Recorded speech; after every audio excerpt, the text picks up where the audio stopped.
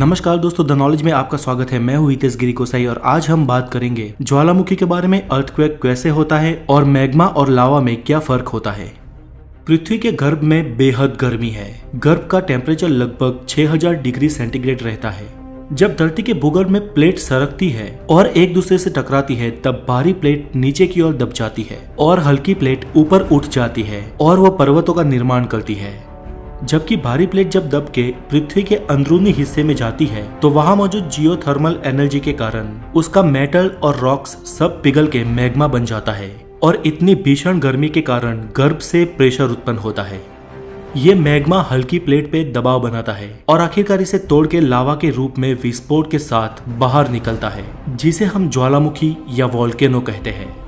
पृथ्वी की सरफेस पर लावा के जम जाने से ज्वालामुखी के पहाड़ बनते हैं और जिस नली या सुरंग से लावा बाहर निकलता है उसे ज्वालामुख कहा जाता है। यहाँ दोस्तों याद रहे कि मैग्मा और लावा में कोई ज्यादा फर्क नहीं है। जो अति गर्म और पिघला हुआ पदार्थ पृथ्वी के गर्भ में होता है उसे मैग्मा कहा जाता है, और जब वही पदार्थ बाहर निकलता है तो उसे लावा कहा जाता है। अगर कहीं पर धरती की सतह ठोस हो और मैग्मा किसी तरह बाहर ना निकल सके और ज्वालामुखी विस्फोट न हो, तो धरती कांपती है और भूकंप के झटके महसूस होते हैं। इसके प्रेशर से पृथ्वी की प्लेट्स में हलन चलन होती है और सैकड़ों मीलों तक अर्थक्वेक होता है। अगर विस्फोट हो तो उसके मैग्मा के साथ गैस, राख और अन्य अवशेष लावा के रूप में बाहर निकलते हैं और धरती की सतह पर जम जाते हैं। आज पृथ्वी की सतह का 80% से ज्यादा हिस्सा ज्वालामुखी के फटने का नतीजा है। फ्रेंड्स, इन ज्वालामुखियों के मुख्य 3 प्रकार होते हैं। पहला है सक्रिय या जागृत ज्वालामुखी। दोस्तों, सक्रिय ज्वालामुखी वो होते हैं जिनमें समय समय पर विस्फोट होता रहता है। आज पूरी धरती पे लगभग 1500 से ज्यादा सक्रिय ज्वालामुखी है।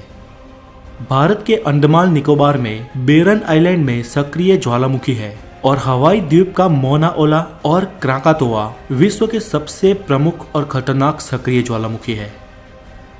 दूसरा प्रकार है सुषुप्त ज्वालामुखी। सुषुप्त ज्वालामुखी वो है जो वर्षों से शांत है, स्तब्ध है या सोए हुए है, लेकिन ये कभी भी सक्रिय या जागृत हो सकते हैं। ऐसे ज्वालामुखी बहुत ही खतरनाक साबित हो सकते हैं। जापान का फ्यूजियामा जो संसार का सबसे खूबसूरत ज्वालामुखी है, वह सुषुप्त ज्वालामुखी की कैटेगरी के अंदर आता है और पता नहीं कब वो विध्वंस की लीला शुरू कर दे। फिलीपींस का मेयन ज्वालामुखी भी इसी कैटेगरी में आता है। ज्वालामुखी का तीसरा प्रकार है मृत ज्वालामुखी। मृत ज्वालामुखी वो है जो युगों से शांत है और जिनका विस्फोट होना एकदम बंद हो गया है। बर्मा का पोपा, अफ्रीका का किलिमंजारो, साउथ अमेरिका का चिम्बराजो, हवाई द्वीप का मिनाको और कई इस श्रेणी में आते हैं।